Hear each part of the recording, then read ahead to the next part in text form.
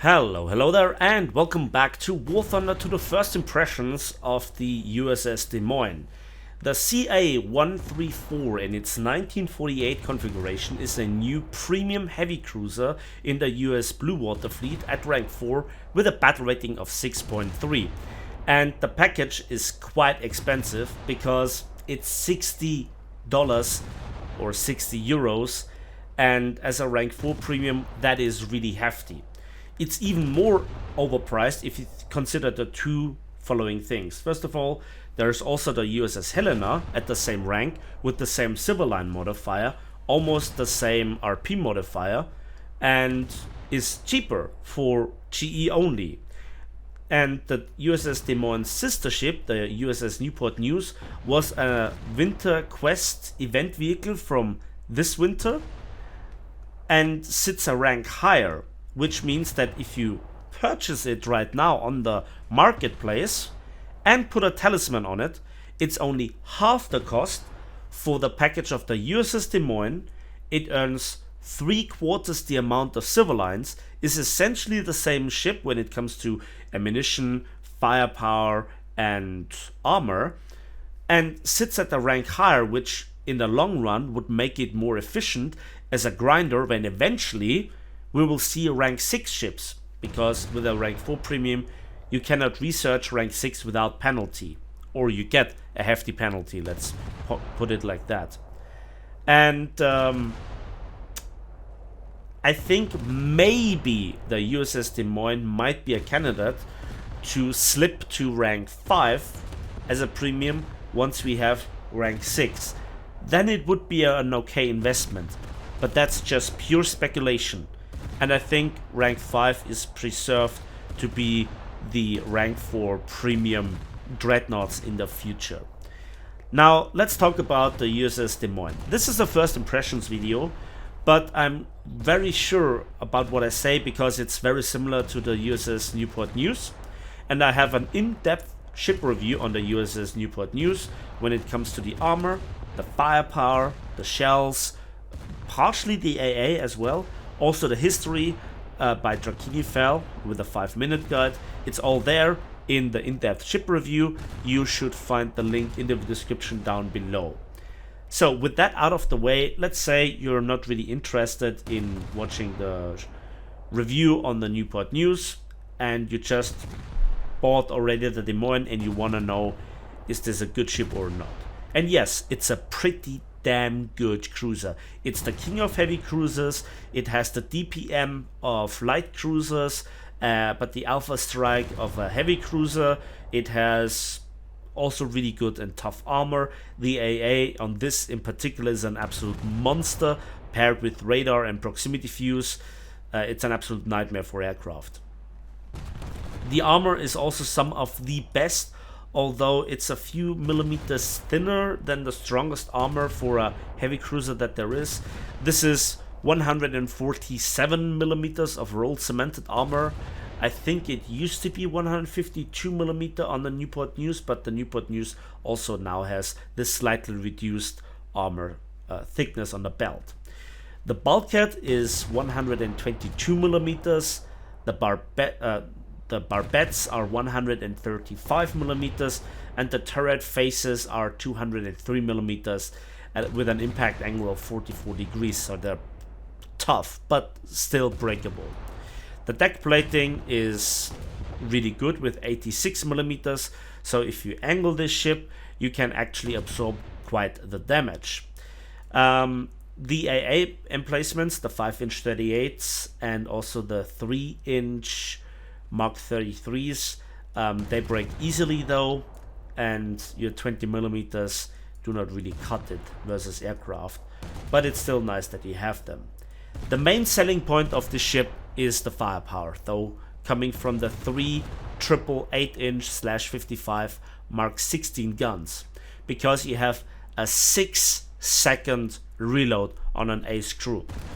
Technically it's an autoloader, but this is not represented in the game, just like with the Newport News. You still get a reload penalty if you repair something else, or if you extinguish a fire, or if you combat flooding, because, you know, after a decade, naval forces is still in early development apparently.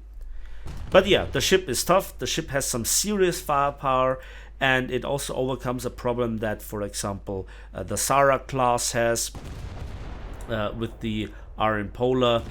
You have all the great ammo selection. Let's start with the HE. 9.5 kilograms of TNT equivalent is quite the oomph. And that from 9 guns every 6 seconds, that is really good actually. Then we also have the AP round, which has 390 millimeters of penetration at 1000 meters, and at 5 kilometers still 289. It's okayish with the velocity of 762 meters per second, and the bursting charge is 2.21 kilograms. Could be better, but again, you have the volume to back it up. And then we have 2 SAP rounds basically. You have the quote-unquote stock HE SAP round with just under 5 kilograms of TNT and 110 millimeters of pen at close quarters. And then you have the 8-inch Mark 17, which is a tier 4 upgrade, and that has almost the same amount of TNT. It's 4.6 instead of 4.8 kilograms of TNT, and a bit more pen with 131 millimeters. So you have everything. You have strong HE, you have strong AP, and you have usable SAP. You have this immense firepower, and that is backed up by 6 twin 5-inch 38 Mark 12 mountings, which is important because they can elevate very high, unlike the turrets, for example, on the Moffat. And you have also proximity fuse for them. You have SAP round, the high penetration, low yield one from the US destroyers, and the HE has proximity fuse, and that is backed up by 12 twin 3-inch Mark 33 guns and also 12 twin 20 millimeters. And especially the 3-inch versus aircraft is an absolute hailstorm. You can also switch to them and target them manually, and the volume of fire is just insane. Yes, they don't hit as hard as the 5-inch 38s, which by itself is basically the broadside from a Moffat strapped to an already OP cruiser that has the DPM of a light cruiser and the alpha strike of the best of the heavy cruisers. And obviously such insane performance comes at a price. And that is, just like with the Newport News, the battle rating of 6.3. Currently at 7.0 we have battleships that just laugh at your armor and basically one-tap you, even if you angle. And you cannot do that much against them if you're in a 1 versus 1. As a support cruiser, you know, to smash the superstructure with HE, to annoy the hell out of them with AP if you're around a corner and you have the ambush on them. Then some battle cruisers and some lightly protected battleships, well, they must not underestimate you. But at range versus proper battleships, when they see you, you die. Now, I said that this ship has some of the best armor, and that is true if you look at the raw armor thickness. But there are 2 problems. First of all, the ship has no turtleback, and even if the ammo is just right at the waterline, meaning that, you know, you can get ammo ranked. By battleships in particular. Not so much by other cruisers at range. But it still hurts. And another problem is the map rotation. Now this combined with the constant up-tiering, that combined with the open water domination maps, it's just not that enjoyable. And this is why I'm showing you the battle here. You know, this is a close quarters map that also usually destroyers fight on, and I managed to get into position without getting shot to pieces. And I just can unload into an enemy light cruiser that stands basically no chance. And I'm about to, or I want to cap B and then decide the game that way. And let's talk about the economy side of the ship. Yes, it has relatively low repair cost of 3,200 compared to the Newport News, which costs 30,000 fully upgraded. The Newport News earns 3/4 of what the Des Moines earns, which is the same modifier as on all other premium cruisers and some destroyers, which gets you without a premium account a whopping 800% civil line income, and with a premium account 1200%. So earning on an average map a match over 100,000 civil lines is not a problem if you just bag a couple of kills. The ship certainly has, as we just discussed, the capabilities to do this, but so does the Helena. So if you already have the Helena, there is no real reason to get the Des Moines, because you have a much worse matchmaker, you have more up tiers, and you face just nasty enemies that can one-shot you on a regular basis, and you can't do it in reverse. And that is just not fun. And you know, I judge it by the hefty price it has and by the experience that I had, which is somewhat similar to the Newport News. Now, I think I've said it already. If you purchase the Newport News right now on the marketplace and put a talisman on it, the amount of golden eagles that you spend on it are worth only half of what you have to buy with real money if you, or Gaijin coin, if you want to get the USS Des Moines pack.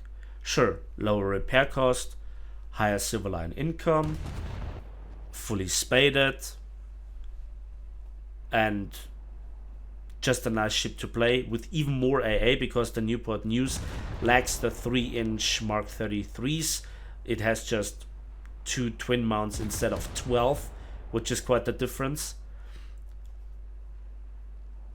But the high pricing for a game mode that is so buggy at times, that is so two-dimensional at times, I would not really recommend it. It's a good ship, it's a really good ship, but because it's so good, it faces enemies that are just one level up. You know, battle cruisers and battleships. Ships that might come from World War I or pre-World War I, but still have such big guns that they don't care about your armor, even if angled. And you know, my experience in the Des Moines was somewhat mixed. It just detonates much more often than the Helena, which, you know, can soak up so much more damage because it's the USS Helena. And so that's all that I have to say. The USS Des Moines, fantastic ship, but too pricey and a bad matchmaker. That's it for me today, so thanks for watching, thanks for listening, I hope you enjoyed the video. Please give it a like if you did, subscribe if you want to see more, and we'll see each other on the battlefields, in the skies, and on the waves of War Thunder.